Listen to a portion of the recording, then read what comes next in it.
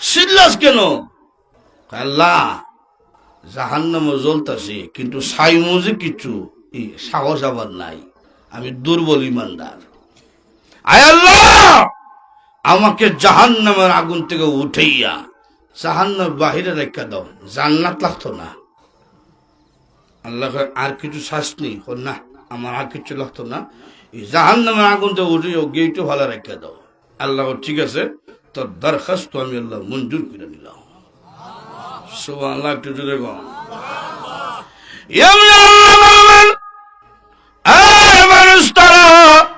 আমার বান্দাকে জাহান্নামের আগুন থেকে উঠিয়া বাহিরে আনো। জাহান্নামের বাহিরে গিয়ে চলে যাবে। যখন চলে যাবে, এমনি কিছুদিন যাবে, সামনে তাকিয়া দেখবে একটা বিরাট বড় গাছ দেখা যায়, বৃক্ষ দেখা যায়। প্রভু গো, জান্নাত চাইমু ঈশা সামান নাই, লাগতো না জান্নাত। আল্লাহ বলছিলাম চাইতাম না, এরপরও কেন চাইলাম জানেননি? তুমি তো মার চাইতে কোটি কোটি গুণ বেশি দয়ালু। আল্লাহ, জান্নাত আমার লাগতো না, ওই যে গাছ দেখা যায়, গাছের ছায়ার নিচে রাখা দাও। আল্লাহ কয় আর কিছু চাইবেনি? না, লাগতো না। আল্লাহর ইচ্ছে হইল তারা জান্নাত দিলেই তো, আর তার মনে মনে ধারণা চাইলে দিত না, তো ছায়া লাভ নাই, আমি আস্তে আস্তে আগুইতে থাকি। সুবহানাল্লাহ, জোরে কও। আল্লাহ বান্দার দরখাস্ত কবুল। এই ফেরেশতারা আমার বান্দার গাছের নিচে নিয়ে আসো।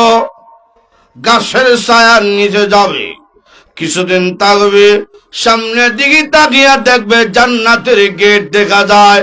ঠিক মাত্র জান্নাতের গেট দেখবে, এমনি কান্না শুরু করবে, ইয়া হান্নানু ইয়া মান্নান। আল্লাহ ডাক দেখো, এখন ডাকস কেন? আল্লাহ বলছিলাম তো চাইতাম না, এরপরও চাই। এই জন্যে দুনিয়ার জমিনে মার কাছে সন্তান কিছু আবদার করলে, বারবার চাইলে মা বিরক্ত হইল, সন্তানে আবদারটা রাখে। তুমি তো মার চাইতে কোটি কোটি গুণ বেশি দয়ালু। আল্লাহ, সেই ভরসা চাইতেছি, আমি দুর্বল ইমানদার, জান্নাত লাগতো না, ওই জান্নাত গেটের সামনে ভালো রাখা দাও। আল্লাহ আর কিছু চাসনি? না, আমার আর কিছু লাগতো না, ওই সামনে গেলেই চলবো। আল্লাহ ঠিক আছে, এই ফেরেশতা নিয়ে আসো জান্নাতের সামনে। তখন গেছে গা জান্নাতের সামনে, রসুল বলেন কল্লা ঘুরাইলে ভিতর দেখা যায়। সুবহানাল্লাহ, জোরে কোন। জান্নাতের বাহির থেকে ভিতর দেখা যায়। মুমিনটা লম্বা লম্বা রান খাইতেছে, বড় বড় আপেল খাইতেছে, এটা দেখলে কার জিহ্বার মধ্যে পানি থাকে। হাজার হাজার বছরে ক্ষুধার্ত যখন লম্বা লম্বা রান দেখছে, এমনি আল্লাহ খুঁজলাম তো চাইতাম না, আল্লাহ বিতে থাকতাম না, এত বাড়ি সুন্দর বাড়ি বানা রাখছো, না দেখি কেমনে, শুধু দেহাম তো ভাইয়া হল থাকতাম না। আল্লাহ ডাক দেখো, বারবার হো শ্বাস চাইতে না, এর হলো শ্বাস বৃত্তের ডুগার হো ডুগর বেরিতে রাখো না, আমি থাকতাম না। আল্লাহ তো ভিতরে খবর জানেন, কথা ঠিক না? এরপর আল্লাহ এই ফেরেশতা গেট খুলো, আমার বান্দা জান্নাতের মধ্যে প্রবেশ করবে।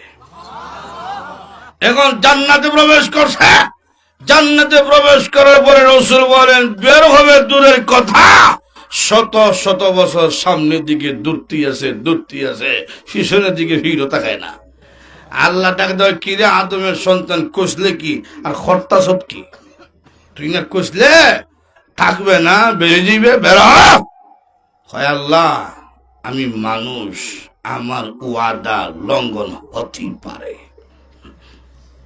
কিতা কইতাছে, হয় আমার ওয়াদা লঙ্ঘন হইতে পারে, আমি তো মানুষ, তুমি না আল্লাহ, তোমার না ওয়াদা কোনো লঙ্ঘন নাই।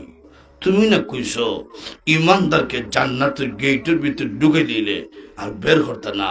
জান্নাতীদের সিফত হইল হুম ফিহা খালিদুন, চিরস্থায়ী জান্নাতি। আমি যদিও দুর্বল ইমানদার, আমি তো কোন রকম গেটের ভিতরে ঢুকে গেছি। এখন যে তুমি যে বের করালে ডাক্তার, তোমার যে ওয়াদা লঙ্ঘন হইতেছে, এইদিকে খেয়াল আছে। আল্লাহ যুক্তিবাদী বুঝি কেন পড়ছে, যা যা দিলাম জান্নাত। রাসূল বলেন এই ব্যক্তি কি মহান আল্লাহ 10টা পৃথিবীর সমান জান্নাত দান করবেন।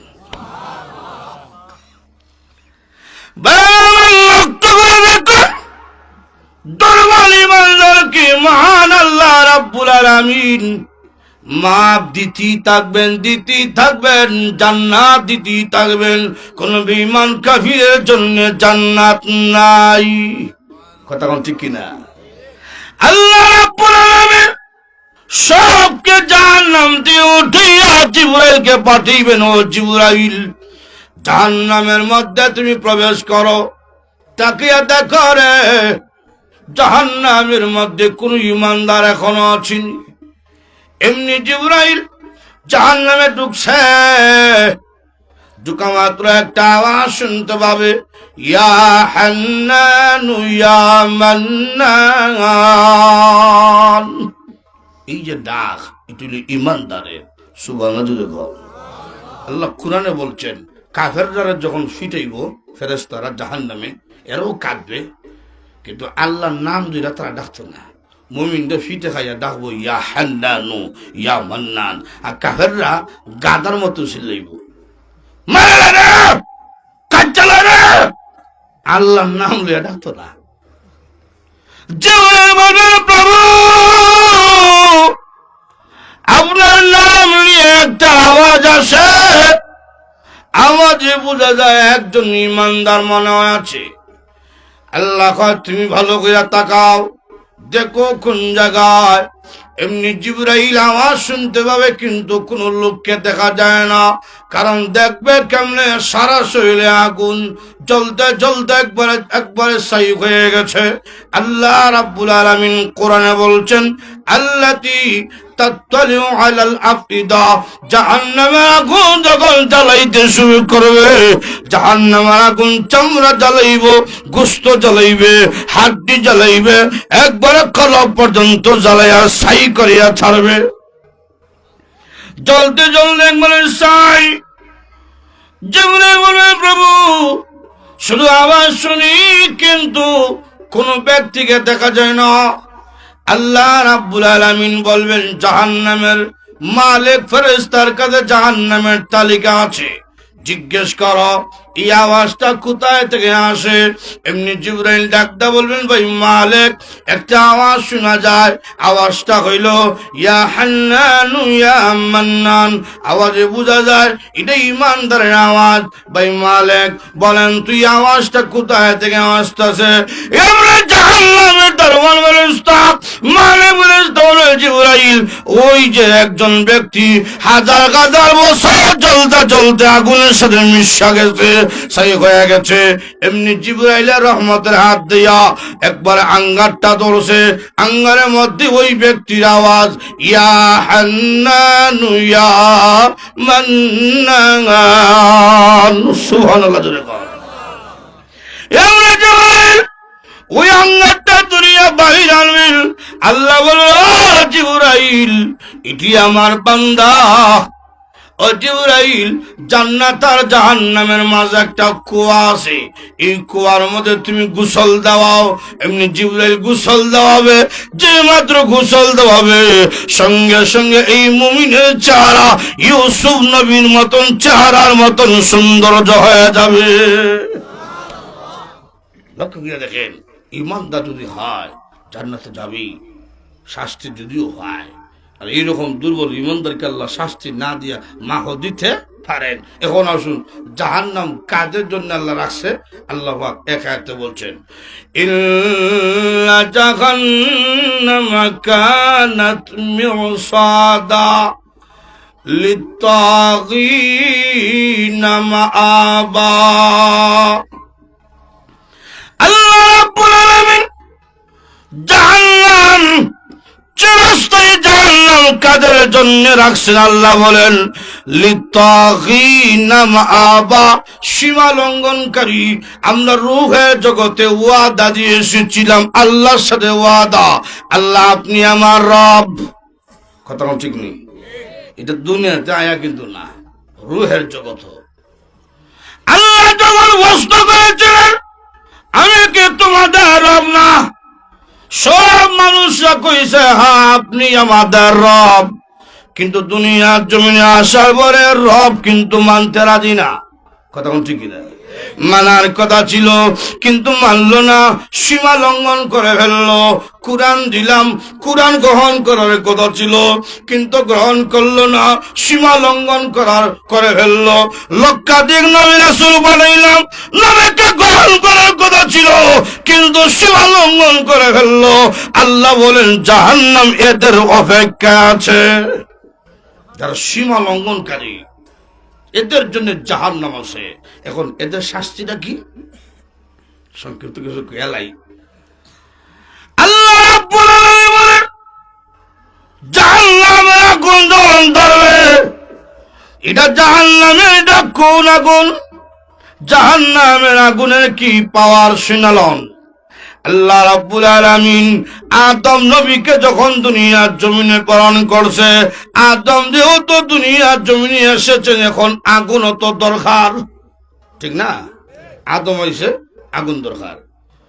একজন ফেরেশতা বলেছে নিয়ে যাও আগুন দুনিয়ার জমিনে, মালিক ফেরেশতার কাছে যাও। তো মালিক ফেরেশতা কয় এক টুকরা নেও। কেউ পরিমাণ? খেজুর পরিমাণ? কয় না। চিল পরিমাণ? কয় না। এক বিন্দু পরিমাণ নিয়ে দুনিয়ার আগুনে নিক্ষেপ করে, তাহলে সেই ব্যক্তি বলবে তোমরা চিল্লা পাল্লা কইরো না, এতদিনে আরামের একটা বিছনা হয়েছি, একটু সময় ঘুমিয়ে লই। চিন্তা করছেন নি?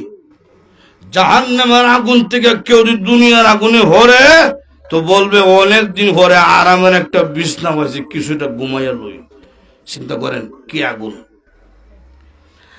আল্লাহ রাব্বুল আলামিন বলেন জাহান্নামের মধ্যে যখন হাজার আপেল, নবীজি বলেন একটা আপেলের মধ্যে 70 প্রকারের মজা থাকবে। জাহান্নামের সেই ব্যক্তি যখন খাবারের জন্য কাঁদবে, তার সামনে একটা ফল দেওয়া হবে, ইন্না শাজারাতাজ যাক্কুম তুআমুল আসীম। জাক্কুম বৃক্ষ থেকে জাক্কুম ফল দেওয়া হবে।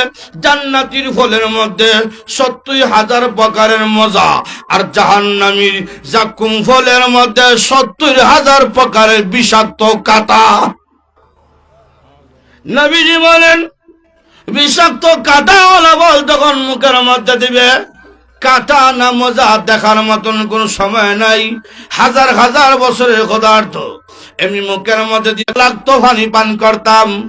একটা গলার কাঁটা দূর করার যতটা মাধ্যম, তোর মধ্যে একটা মাধ্যম হইল পানি। আল্লাহ পানি দাও, পানি দাও। হাজার হাজার বছর কান্না করার পরে আল্লাহ বলে ফেরেশতারা হুরহুরিরা গেলাস এন্না তুইলা দিব। সুবহানাল্লাহ জুড়ে হল। এক একবার এক এক যখন নাজিল হইল, সাহাবায়ে কেরাম নবীর কাছে প্রশ্ন করছেন, আল্লাহর নবী ঠান্ডা পানি বুঝলাম, শরবত বুঝলাম, কিন্তু নবীজি বলেন এক গ্লাস পচা রক্ত এবং পুষ্কে যদি দুনিয়ার জমিনে রাখা হয়, এত বিষাক্ত, বিষাক্ত হওয়ার কারণে এই জমিন থেকে কোনোদিন সবুজ ঘাস আর উঠবে না। কেমন বিষাক্ত! এই বিষাক্ত এক গ্লাস পানি, গাছা পচা রক্ত আর পুষ তার হাতে দেওয়া হবে। এখন বিষাক্ত না সুস্বাদু দেখার তো কোনো সুযোগ নাই, সময়ও নাই। তার গলার মধ্যে মরতো না, বাঁচতো না। এটা আবার কোনটা? মরতো না, বাঁচতো না, মরে গেলে তো ভালো আছে। এটা কোনটা? দুনিয়ার জমিনে কাউরে মারতে মারতে মারতে মারতে পচা রক্ত আল্লাহ ভিতরে যাওয়ার কারণে